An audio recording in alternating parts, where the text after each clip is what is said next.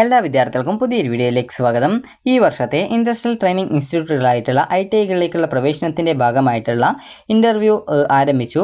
അപ്പോൾ വിദ്യാർത്ഥികൾക്ക് നിലവിൽ ഈ ഒരു ITIയിലേക്ക് അപേക്ഷ സമർപ്പിച്ച വിദ്യാർത്ഥികളുണ്ടാകും. അതുപോലെ തന്നെ ITI അപേക്ഷ സമർപ്പിച്ച് വെരിഫിക്കേഷൻ ചെയ്തവരും വെരിഫിക്കേഷൻ ചെയ്യാത്തവരും, അതായത് തൊട്ടടുത്തുള്ള ഗവൺമെൻറ് ITIയിൽ പോയിക്കൊണ്ട് നിങ്ങളുടെ ആപ്ലിക്കേഷൻ വെരിഫിക്കേഷൻ ചെയ്തവരും വെരിഫിക്കേഷൻ ചെയ്യാത്ത വിദ്യാർത്ഥികളൊക്കെ ഉണ്ടാവും. അപ്പോൾ നിങ്ങൾ ശ്രദ്ധിക്കേണ്ടത്, നിങ്ങൾ വെരിഫിക്കേഷൻ ചെയ്തിട്ടില്ലെങ്കിൽ കൂടി നിങ്ങളെ ഈ ഒരു കൗൺസിലിംഗ് അല്ലെങ്കിൽ ഇൻ്റർവ്യൂവിനായിട്ട് നിങ്ങളെ വിളിക്കുന്നതായിരിക്കും, അല്ലെങ്കിൽ SMS വരുന്നതായിരിക്കും. അപ്പോൾ അതിനനുസരിച്ച് നിങ്ങൾക്ക് ആവശ്യമായിട്ടുള്ള ഡോക്യുമെൻറ്റ്സും എടുത്തുകൊണ്ട് നിങ്ങൾക്ക് ഈ ഒരു അഡ്മിഷനായിട്ട് പോകാവുന്നതാണ്. നിലവിൽ നിങ്ങൾ വെരിഫിക്കേഷൻ ചെയ്തിട്ടില്ലെങ്കിൽ കൂടി നിങ്ങൾക്ക് SMS കാര്യങ്ങളൊക്കെ വരും. അപ്പോൾ നിങ്ങൾക്ക് ഏത് ദിവസമാണോ ആ ഒരു ഇൻ്റർവ്യൂ നടക്കുന്നത്, അപ്പോൾ ആ ഒരു ദിവസം പോയിട്ട് നിങ്ങൾക്ക് ഇതിൽ പങ്കെടുക്കാവുന്നതാണ്. അപ്പോൾ നിങ്ങൾ വെരിഫിക്കേഷൻ ചെയ്യണമെന്നുള്ളത് പ്രത്യേകിച്ച് നിർബന്ധമായിട്ട് ഇതിൽ പറയുന്നില്ല. കാരണം ഈ ഒരു മുമ്പ് വെരിഫിക്കേഷൻ ചെയ്യണം എന്നൊക്കെയാണ് പറഞ്ഞിട്ടുണ്ടായിരുന്നെങ്കിലും നിലവിൽ വെരിഫിക്കേഷൻ ചെയ്യാത്ത വിദ്യാർത്ഥികൾക്കും ഈ ഒരു ഇൻ്റർവ്യൂവിൽ പങ്കെടുക്കാനുള്ള ആ ഒരു SMS കാര്യങ്ങളൊക്കെ വരുന്നുണ്ട്. അതിനാൽ തന്നെ വിദ്യാർത്ഥികൾക്ക് നിങ്ങൾക്ക് വെരിഫിക്കേഷൻ നിങ്ങൾ അഡ്മിഷൻ ടൈമിൽ മാത്രമേ ചെയ്യേണ്ടതുള്ളൂ. അതിനാൽ തന്നെ വിദ്യാർത്ഥികൾ നിങ്ങൾക്ക് SMS അല്ലെങ്കിൽ കോളോ, ITIയിൽ നിന്ന് വല്ല കോളോ അല്ലെങ്കിൽ നിങ്ങൾക്ക് വല്ല SMS ഒന്നോ, അതായത് ഇന്ന ദിവസം ഇൻ്റർവ്യൂ, ഇന്ന ടൈമിൽ ഇന്ന ദിവസം ഇൻ്റർവ്യൂ ഉണ്ട്, അപ്പോൾ നിങ്ങൾ വരണമെന്ന് പറഞ്ഞുകൊണ്ട് ഇംഗ്ലീഷിലോ അല്ലെങ്കിൽ മലയാളത്തിലോ ആയിട്ട് നിങ്ങൾക്ക് ഇൻ്റർവ്യൂ അതിൻ്റെ മെസ്സേജ് വന്നിട്ടുണ്ടെങ്കിൽ നിങ്ങൾ ആ ഒരു പറഞ്ഞ ദിവസം പോയിട്ട് ഇതിൽ പങ്കെടുക്കേണ്ടതാണ്. അതിപ്പോൾ നിങ്ങൾ ITIയിൽ പോയി ആപ്ലിക്കേഷൻ വെരിഫിക്കേഷൻ ചെയ്തിട്ടില്ലെങ്കിലും പ്രത്യേകിച്ച് അങ്ങനെ ചെയ്യാതിരുന്ന വിദ്യാർത്ഥികളായിരുന്നാൽ പ്രോബ്ലം ഒന്നുമില്ല. കാരണം അങ്ങനെയുള്ള വിദ്യാർത്ഥികൾക്കും ഇതിൽ അഡ്മിഷൻ കിട്ടുന്നതാണ്. അതുകൊണ്ട് തന്നെ പേടിക്കേണ്ട ആവശ്യമില്ല. അപ്പോൾ നിങ്ങൾ ശ്രദ്ധിക്കേണ്ട ഇത്ര മാത്രമേ ഉള്ളൂ, നിങ്ങൾക്ക് വല്ല SMS അല്ലെങ്കിൽ വല്ല കോളോ വന്നിട്ടുണ്ടോ എന്ന് നോക്കാം. അങ്ങനെ വന്നിട്ടുണ്ടെങ്കിൽ അതിൽ ഏത് ദിവസമാണ് പോവേണ്ടതെന്ന് നോക്കാം. അപ്പോൾ ആ ഒരു പറഞ്ഞ ദിവസം പോയിട്ട് അതിൽ പങ്കെടുക്കാം. അപ്പോൾ അത്രയാണ് ഇതിൽ ചെയ്യേണ്ട പ്രധാനപ്പെട്ട കാര്യം എന്ന് പറയുന്നത്. അപ്പോൾ നമുക്ക് ഇതിൻ്റെ റാങ്ക് ലിസ്റ്റ് എങ്ങനെ പരിശോധിക്കാം എന്നുള്ള കാര്യം നമുക്ക് നോക്കാം. അപ്പോൾ വിദ്യാർത്ഥികൾക്ക് ITIadmissions.kerala.gov.in എന്നുള്ള വെബ്സൈറ്റ് ഓപ്പൺ ചെയ്യുക. ഓപ്പൺ ചെയ്ത ശേഷം വിദ്യാർത്ഥികൾക്ക് ഇവിടെ ഈ ഒരു പേജ് താഴേക്ക് സ്ക്രോൾ ചെയ്യുക. സ്ക്രോൾ ചെയ്ത് കഴിഞ്ഞാൽ നിങ്ങൾക്ക് ഇവിടെ ഗവൺമെൻറ് ITIs എന്നുള്ള ലിങ്കാണ്. ഗവൺമെൻറ് ITIs എന്നുള്ള ആ ലിങ്ക് നിങ്ങൾ ക്ലിക്ക് ചെയ്യുക. ക്ലിക്ക് ചെയ്ത് കഴിഞ്ഞാൽ ഈ ഒരു പേജിലേക്ക് പോകുന്നതാണ്. ഇനി പ്രത്യേകം ശ്രദ്ധിക്കേണ്ടത്, ITIയിൽ അപേക്ഷിച്ച് എല്ലാവർക്കും അഡ്മിഷൻ കിട്ടണമെന്ന് നിർബന്ധമൊന്നുമില്ല. അതിനാൽ തന്നെ വിദ്യാർത്ഥികൾ ശ്രദ്ധിക്കേണ്ടത്, നിലവിൽ പോളിടെക്നിക് കോളേജിലേക്കുള്ള പ്രവേശനത്തിനായിട്ടുള്ള ന്യൂ രജിസ്ട്രേഷൻ, സ്പോട്ട് അഡ്മിഷന് വേണ്ടിയിട്ടുള്ള ന്യൂ രജിസ്ട്രേഷൻ ആരംഭിച്ചിട്ടുണ്ട്. അപ്പോൾ അതിന് നിങ്ങൾ രജിസ്ട്രേഷൻ ചെയ്യാൻ ആഗ്രഹിക്കുന്ന രജിസ്ട്രേഷൻ ചെയ്ത് സ്പോട്ട് അഡ്മിഷനിൽ പങ്കെടുത്ത് പോളിടെക്നിക്കിൽ അഡ്മിഷൻ കിട്ടുമെന്ന് നോക്കാവുന്നതാണ്. 10ാം ക്ലാസ്സാണ് യോഗ്യത. അപ്പോൾ ആ ഒരു കാര്യം പ്രത്യേകം ശ്രദ്ധിക്കാം. കാരണം ITIയിൽ അപ്ലൈ ചെയ്ത എല്ലാവർക്കും സാധാരണത്തിൽ അഡ്മിഷനൊന്നും കിട്ടാറില്ല, എല്ലാവർക്കും കിട്ടത്തില്ല. കാരണം അവിടുത്തെ സീറ്റ് വാക്കൻസിക്ക് അനുസരിച്ച് നിങ്ങൾക്ക് അഡ്മിഷൻ കിട്ടുള്ളൂ എന്നുള്ള കാര്യം കൃത്യമായിട്ട് നിങ്ങൾ മനസ്സിലാക്കേണ്ടതാണ്. അപ്പോൾ അതിനാൽ തന്നെ നിലവിൽ പോളിടെക്നിക്കിൻ്റെ റെഗുലർ വിഭാഗത്തിൽ 10ാം ക്ലാസ് യോഗ്യതയിലുള്ള വിദ്യാർത്ഥികൾക്ക് അപ്ലൈ ചെയ്യാനുള്ള ന്യൂ രജിസ്ട്രേഷൻ ചെയ്യാനുള്ള ലിങ്ക് വെബ്സൈറ്റിൽ വന്നിട്ടുണ്ട്. അപ്പോൾ polyadmission.org വെബ്സൈറ്റിൽ നിങ്ങൾക്ക് പോളിടെക്നിക്കിൻ്റെ റെഗുലർ വിഭാഗത്തിലേക്ക് അപ്ലൈ ചെയ്യാവുന്നതാണ്. അപ്പോൾ നമുക്ക് ITIയിലേക്കുള്ള റാങ്ക് ലിസ്റ്റ് എങ്ങനെയെന്ന് നോക്കാം. അപ്പോൾ നിങ്ങൾ ഈ ഒരു പേജിൽ ഓപ്പൺ ചെയ്ത് കഴിഞ്ഞാൽ, അതായത് ITIadmissions.kerala.gov.in എന്നുള്ള വെബ്സൈറ്റ് ഓപ്പൺ ചെയ്ത് കഴിഞ്ഞാൽ അതിൽ താഴെയായിട്ട് ഗവൺമെൻറ് ITIs എന്നുള്ള ലിങ്ക് ഉണ്ടാവും. അത് ക്ലിക്ക് ചെയ്ത് കഴിഞ്ഞാൽ ഈ ഒരു പേജിലേക്ക് പ്രവേശിക്കുന്നതാണ്. അപ്പോൾ നിങ്ങൾ ഓപ്ഷനുകൾ വെച്ചിട്ടുണ്ടായിരുന്ന ITIകൾ ഏതൊക്കെയാണെന്ന് നോക്കാം. അപ്പോൾ അതിന് നേരെ ഇതേപോലെ റീഡ് മോർ ലിങ്ക് ഉണ്ടാവും. അത് ക്ലിക്ക് ചെയ്ത് കഴിഞ്ഞാൽ നേരെ ആ ഒരു ITIയുടെ പേജിലേക്ക് പോകുന്നതാണ്. ഞാനിപ്പോൾ ജസ്റ്റ് വെറുതെ ഒരു ITIയുടെ, അതായത് ആറ്റിങ്ങൽ ITIയുടെ ആ ഒരു ലിങ്കിലാണ് ഞാൻ ക്ലിക്ക് ചെയ്തത്. അപ്പോൾ അത് ക്ലിക്ക് ചെയ്യുന്ന സമയത്ത് ഇവിടെ ആ ഒരു പേജിൽ നിങ്ങൾക്ക് കാണാൻ പറ്റും. അതായത് ഇവിടെ ഇൻ്റർവ്യൂ ഡേറ്റ് കൊടുത്തത് ഏതോ ഒരു ഡേറ്റ് ആണ്, പ്രത്യേകിച്ച് വാലിഡ് ആയിട്ടില്ലാതെ ഡേറ്റ് ആണ് കൊടുത്തത്.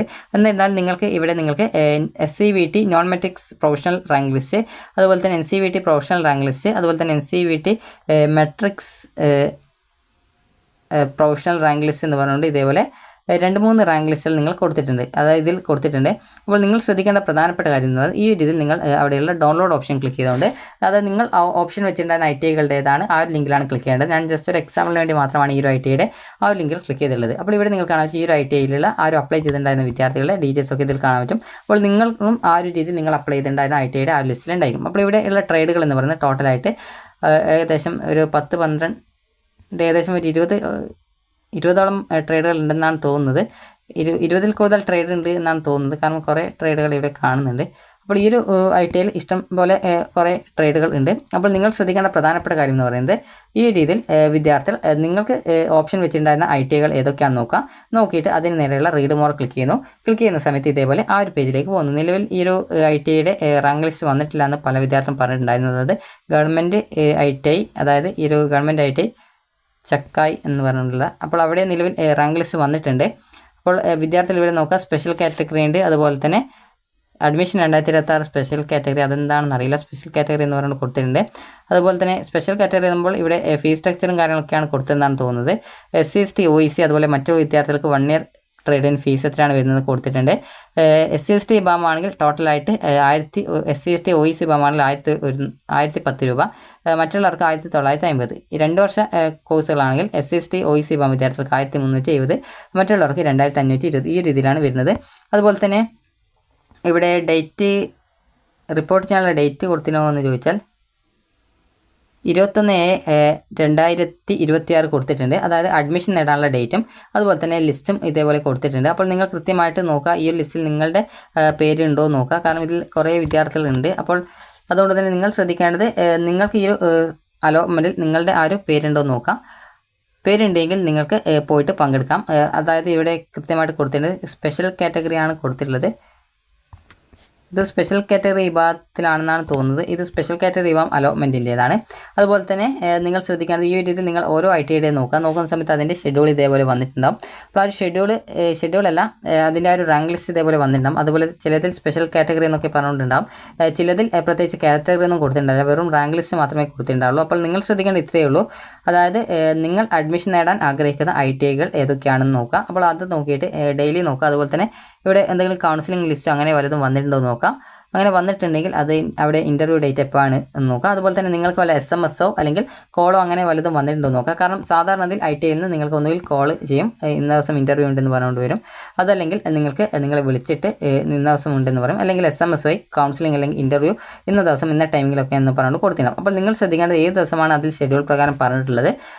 അതായത് ഷെഡ്യൂൾ പ്രകാരമല്ല, നിങ്ങൾക്ക് SMS ആയിട്ടോ മറ്റോ വന്നിട്ടുള്ളത്. അപ്പോൾ ആ ഒരു ഡേറ്റിൽ ആ ഒരു ടൈമിൽ പോയിട്ട് നിങ്ങൾ പങ്കെടുക്കാൻ പോകുന്ന സമയത്ത് എന്തൊക്കെ ഡോക്യുമെൻറ്റ്സ് ആണ് വേണ്ടതെന്ന് പല വിദ്യാർത്ഥികളും ചോദിക്കുന്ന കാര്യമാണ്. അപ്പോൾ നിങ്ങൾ ശ്രദ്ധിക്കേണ്ടത് അഡ്മിഷൻ ടൈമിൽ വേണ്ട എന്തൊക്കെ ഡോക്യുമെൻറ്റ്സ് എന്ന് വെച്ചാൽ, ഒന്ന് SLC സർട്ടിഫിക്കറ്റ്, അതുപോലെ തന്നെ ഒറിജിനൽ കിട്ടാത്തവർക്ക് റിസൾട്ടിൻ്റെ പ്രിൻ്റ് ഔട്ട് മതി. അതുപോലെ തന്നെ നിങ്ങളുടെ TC, അതുപോലെ തന്നെ സ്വഭാവ സർട്ടിഫിക്കറ്റ്, അതുപോലെ തന്നെ വേറെ എന്തെങ്കിലും റിസർവേഷൻസ് ഡീറ്റെയിൽസ് അപേക്ഷയിൽ കൊടുത്തിട്ടുണ്ടെങ്കിൽ ആ ഒരു ഡോക്യുമെൻറ്റുകൾ, അതുപോലെ തന്നെ നിങ്ങളുടെ caste certificate, community certificate, income certificate, non criminal certificate, അതുപോലെ തന്നെ നിങ്ങളുടെ ഒരു പാസ്പോർട്ട് സൈസ് ഫോട്ടോ 2 എണ്ണം, അതുപോലെ തന്നെ നിങ്ങൾക്ക് വരുന്ന ഫീസ് എത്രയാണ് ആ ഒരു ഫീസ് എന്നിവയൊക്കെ എടുത്തുകൊണ്ട് നിങ്ങൾക്ക് പോകാവുന്നതാണ്. നിങ്ങളുടെ കയ്യിൽ ഇല്ലാത്ത ഡോക്യുമെൻറ്റ്സ് പ്രത്യേകിച്ച് പേടിക്കേണ്ടതില്ല. അങ്ങനെയുള്ള ഇല്ലാത്ത ഡോക്യുമെൻറ്റ്സ് ഉണ്ടെങ്കിൽ അതെടുക്കാതെ കയ്യിലുള്ള ഡോക്യുമെൻറ്റ്സ് എടുത്തിട്ട് പോകാവുന്നതാണ്. കാരണം പല വിദ്യാർത്ഥികളും പറയുന്നതായിരിക്കും ഇത്രയും ഡോക്യുമെൻറ്റ്സിൽ എല്ലാ ഡോക്യുമെൻറ്റ്സും എൻ്റെ കയ്യിലില്ല. അതുപോലെ EWS റിസർവേഷൻ കൊടുത്തിട്ടുണ്ടായിരുന്നവർ EWS സർട്ടിഫിക്കറ്റ് എടുക്കാൻ പ്രത്യേകം ശ്രദ്ധിക്കുക. അതുപോലെ നിങ്ങളുടെ കയ്യിലുള്ള സർട്ടിഫിക്കറ്റൊക്കെ എടുത്തിട്ട് വേണം പോകാനായിട്ട്. അഥവാ നിങ്ങൾക്കിപ്പോൾ നാളെയാണ് കൗൺസിലിംഗ് അതായത് ഇൻ്റർവ്യൂ എന്നുണ്ടെങ്കിൽ നിങ്ങൾക്ക് കയ്യിലുള്ള ഡോക്യുമെൻറ്റ്സ് എടുത്തിട്ടേ പോകാൻ പറ്റത്തുള്ളൂ. കാരണം പുതുതായിട്ട് അപ്ലൈ ചെയ്തിട്ട് കിട്ടാനായിട്ട് ഏകദേശം 4-5 ദിവസം കൊടുക്കും. അപ്പോൾ അതുകൊണ്ട് തന്നെ നിങ്ങൾ കയ്യിലുള്ള ഡോക്യുമെൻറ്റ്സ് എടുത്തിട്ട് പോകാനായിട്ട് ശ്രദ്ധിക്കാം. ഇനി വിദ്യാർത്ഥികൾ ശ്രദ്ധിക്കേണ്ട പ്രധാനപ്പെട്ട കാര്യം എന്ന് പറയുന്നത്, പല വിദ്യാർത്ഥികളും ചോദിക്കുന്ന ഒരു പ്രധാനപ്പെട്ട കാര്യമാണ് ഈ ഒരു ITIയുടെ ആ ഒരു കൗൺസിലിംഗ് അതായത് ഇൻ്റർവ്യൂ എന്നാണെന്ന് ഉള്ളത്. അപ്പോൾ ഇൻ്റർവ്യൂ എന്ന് വെച്ചാൽ നിങ്ങളോട് ചോദ്യം ചോദിക്കുന്നതല്ല, നിങ്ങളുടെ സർട്ടിഫിക്കറ്റും കാര്യങ്ങളൊക്കെ കറക്റ്റ് ആണെന്ന് നോക്കും. കറക്റ്റ് ആണെങ്കിൽ നിങ്ങൾക്ക് അഡ്മിഷൻ തരും. അത്രയേ ഉള്ളൂ ഇൻ്റർവ്യൂ എന്ന് പറയുന്നത്. അല്ലാതെ വേറെ പ്രത്യേകിച്ച് ചോദ്യം ചോദിക്കലോ അങ്ങനെയൊന്നുമില്ല. അപ്പോൾ നിങ്ങളുടെ സർട്ടിഫിക്കറ്റും കാര്യങ്ങളൊക്കെ കറക്റ്റാണ്, പ്രത്യേകിച്ചെല്ലാം കറക്റ്റ് ആണെങ്കിൽ വിദ്യാർത്ഥികൾക്ക് അവിടെ അഡ്മിഷൻ നൽകുകയാണ് ചെയ്യുക. അപ്പോൾ ആ രീതിയിലാണ് അതിൻ്റെ ആ ഒരു പ്രൊസീജിയർ എന്ന് പറയുന്നത്. അപ്പോൾ ഈ രീതിയിൽ ഓരോ ITIയുടെയും കോഴ്സുകൾ എന്തൊക്കെയാണ്, ഇതുപോലുള്ള കാര്യങ്ങളൊക്കെ നിങ്ങൾക്ക് വളരെ സിമ്പിളായിട്ട് നോക്കിയിട്ട് മനസ്സിലാക്കാവുന്നതാണ്. അപ്പോൾ നിങ്ങൾക്ക് ഈ വീഡിയോ ഉപകാരപ്രദമായിട്ടുണ്ടെങ്കിൽ ലൈക്ക് ചെയ്യുക, ഷെയർ ചെയ്യുക. Thank you for watching.